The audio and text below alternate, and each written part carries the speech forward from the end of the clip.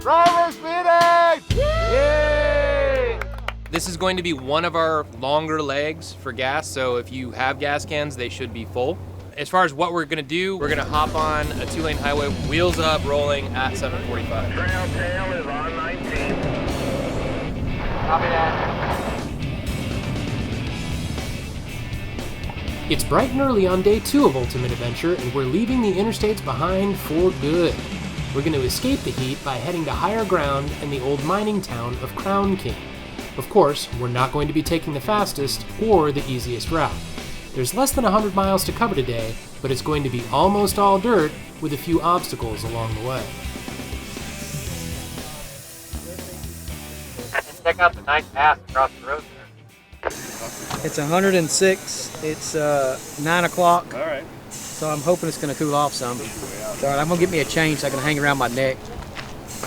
When you take a bunch of rock crawlers overlanding, especially 20 of them, you know there's going to be a lot of dust.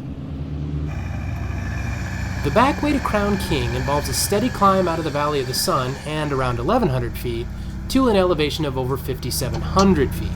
Of course, there are a few fun challenges along the way. Yeah, back there when it's coming up out of that wash, we heard a big psh, and we figured out what it was. It's that ARB line on the front again.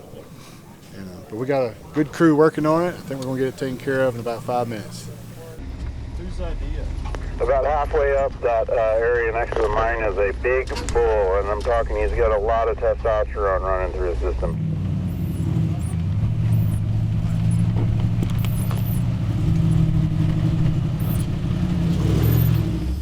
Here we are on the way to Crown King. So we left the hotel this morning about 7:30. We've been on the road for about 2.5 hours. Normally it's a road day for Ultimate Adventure, but we're on the dirt, and that's the whole plan. That's actually the plan for the whole week. We started down in the desert, in the saguaros and stuff at Lake Pleasant, and now we're making our way up to Crown King. It's a really scenic, pretty trail. We're in the Bradshaw Mountains. There's some cool little side obstacles here, and everybody's having a good time. I think it's already noticeably cooler. I think we're at 3,800 feet now, and we're going to keep climbing, so that's also a good thing. Ultimate Adventure requires everyone to be self-sufficient throughout the week, so each participant must carry all of their own food, camping gear, tools, spare parts, and so on. Absolutely no trailers are allowed. Now this is the first day that everyone is wheeling fully loaded, but it's not going to be the last.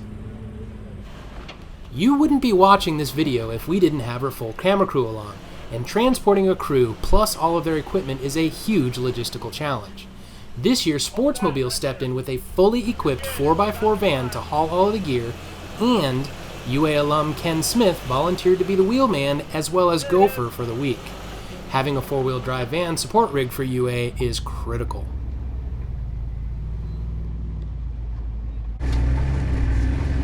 So yeah, just like that, we're in the pine trees. Remember guys, Arizona is nothing but deserts and cactus.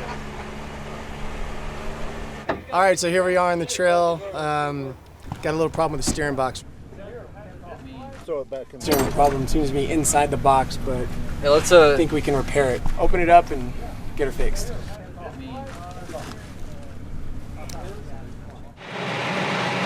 just secured our campsite for day 2. We're heading down the mountain. We're going into Crown King. Get some fudge, a little general store, and maybe some cool drinks. We'll head on back up. Big dinner. Tomorrow's day 3. Crown King is named after the nearby gold mine where an estimated $2 million in gold was extracted over the years. Founded in the 1880s, 15 gold mines dot the area around town, which is situated high in the Bradshaw Mountains. The mines have been closed since the 1950s, but the saloon remains the center of town and a popular attraction for off-roaders, hikers, and other travelers seeking an escape from the Phoenix heat. The saloon serves amazing burgers, while the general store offers some of the best homemade fudge you can buy. Meanwhile, back at camp, Randall Spear and John Mobley from Dana Spicer are busy fixing the steering box on their JK, with the help of reader Nick LeBlanc and Warren's Chris Durham. I had a problem with the JK, the actual spanner that holds the preload on the input shaft had worked itself loose, so took the box completely apart so I can tighten this spanner up. The input had had a half inch of in play in it, so he had steering issues. So in order to fix it, we just got to tighten this spanner up. Put that inside the tire. While the steering box repairs continued on the Dana Spicer JK, I had some repairs of my own to do with the bent suspension link.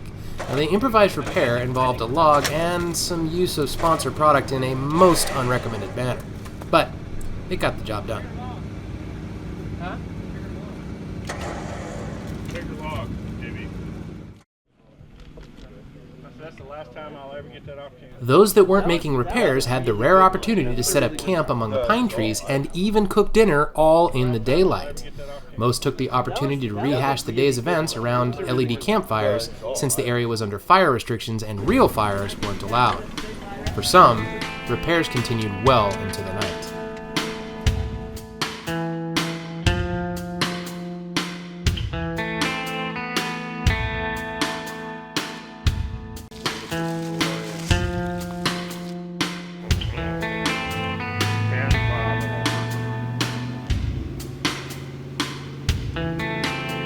Driver speeding! Let's go! Day 3 of the Ultimate Adventure. Today's gonna be another long one in terms of being behind the wheel. So be sure you top off your tanks with your spare fuel this morning before we head out. Don't wait till you run out on the trail. And more on the trail. Here's Trent.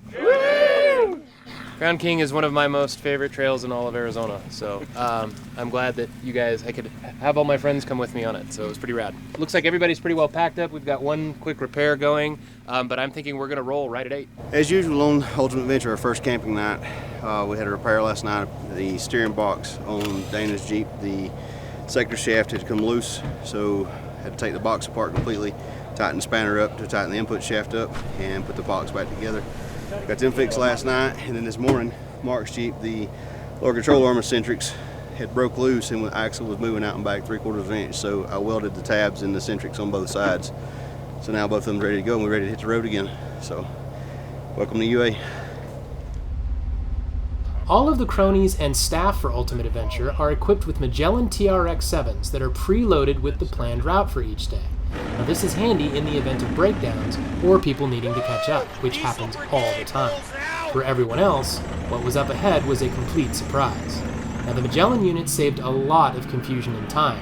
Simply follow the tracks and you'll eventually find the rest of the group.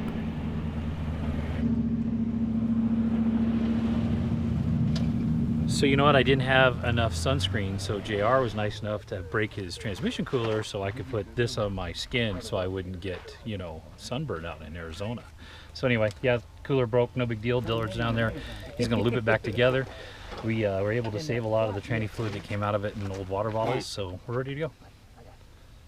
Well, we got the lines back off. The cooler had blowed apart in the middle, so we just took and looped the lines back together and run it back to the transmission. So hopefully it'll stay cooler enough running this, but we'll give it a whirl here. This thing's gonna run cooler now, JR, watch.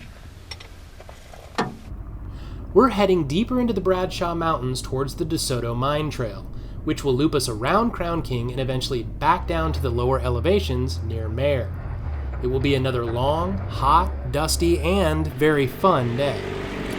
That's if everything goes perfectly, but with over 100 miles of dirt to cover today, breakdowns are inevitable. Ah, yeah! Ah, nice back challenge! The DeSoto Mine Trail is over 10 miles long and crosses several ridges, which means there's a lot of steep climbs and descents. The terrain is rocky and very loose, and there's a lot of tight turns that can be tricky for some of the longer wheelbase rigs. There's quite a few rocky shelves thrown in for good measure. DeSoto Mine is not hardcore by any means, but it demands a driver's constant attention, as one wrong move can mean sliding down the hillside a very long way. The constant climbing and descending also isn't helping fuel economy, and none of these rigs have seen a gas stop since yesterday morning.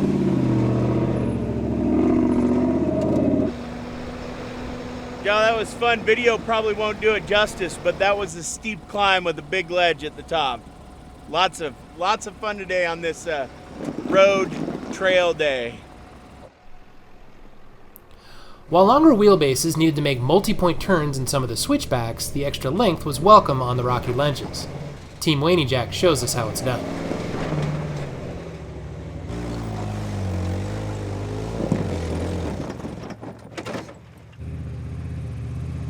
Dan Struby's Bronco falls right in between short and long wheelbase. The solution that worked? Going far right, away from the worst of the ledge.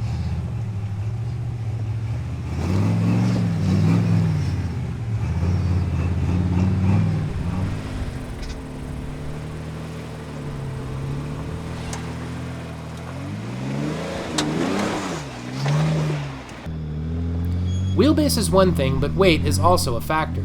Dave's Rugged Radios Amigo is definitely on the lighter end of the spectrum in this group.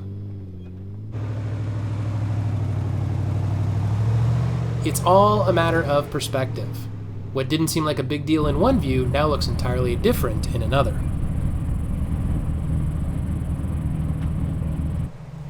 Thankfully, the tranny cooler on the Skyjacker rig seems to be holding, at least for the moment. And the unique Voodoo Ropes CJ10 didn't need to test out what they sell on this one.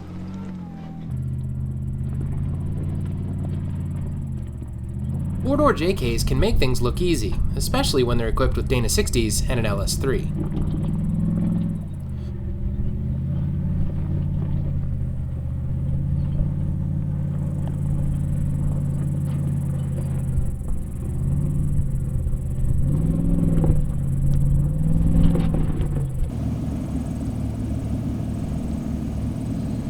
Just leaving a little gas for Keith. He's running low, so rather than truck it on back to him, I'm just gonna leave it here and he can get it.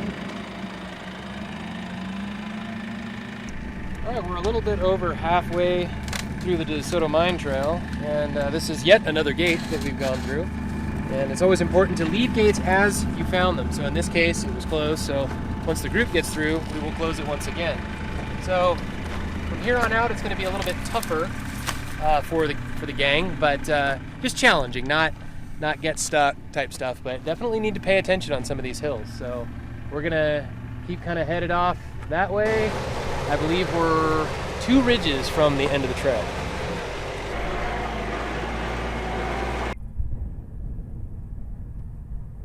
Notice that I never said DeSoto Mine was a short trail. First gas stop as a group. Yep. We haven't seen Pavement in 2 days. So I planned on bringing 7 extra gallons. I used every one of those, and 4 more from my buddies. So barely made it. Good times. We did a pretty long run, all off pavement today. A lot of nice scenery, real varied. We were in the trees, and now we're back down in the cactus. So we've got to see a lot of the Arizona countryside. It's been awesome. After the much-needed gas stop and crossing under an interstate that maybe some people were hoping we would be getting on, it was back to the dirt and some more overlanding.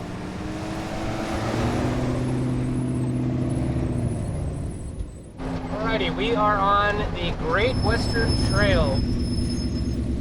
I believe it is the trail that runs from the Mexican border all the way up the western portion of the United States to Canada. Despite the long hours on the trail, the group was making excellent progress, and breakdowns were minimal. Periodic pit stops kept the group together, and these were often used to check things over on the rails. Self-tapper right in there.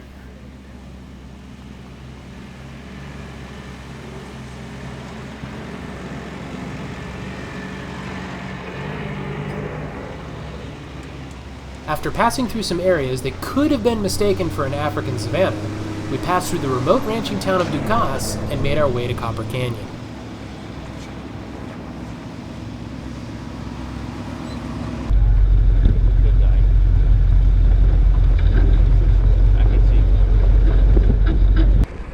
I've been having fun in my little diesel. My TJ with the diesel Cummins 2.8.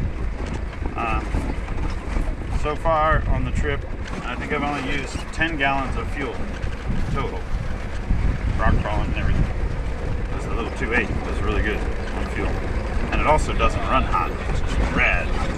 It runs about 176, 180 degrees.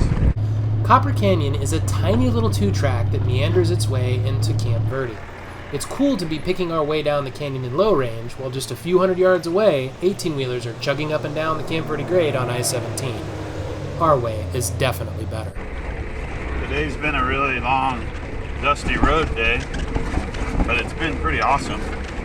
We've bounced down a lot of cool dirt roads all over northern Arizona. Trent McGee and Vern Simons both live here, and they kind of mapped out this trip, and it's been awesome. Hardly any asphalt, which is the best.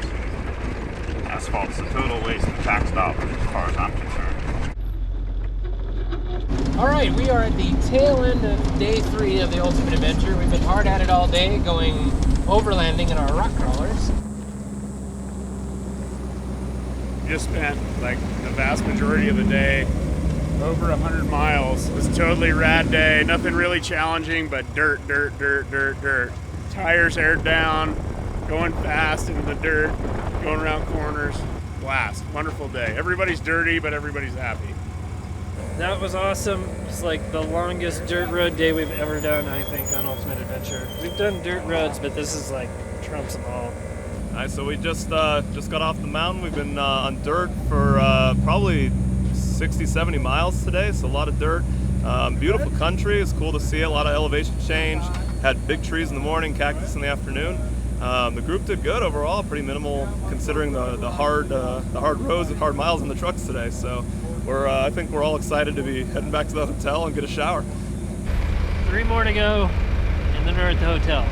The wrap on day 3 of the Ultimate Adventure 2017. We were just over 100 miles in dirt, over 24 hours since we last saw Pavement.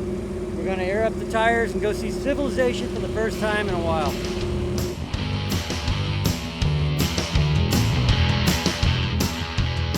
Day 3 wasn't a bad trail day as road days go, but there's a whole lot more off-road action coming. And it turns out, Day 4 will more than make up for the lack of problems on Day 3.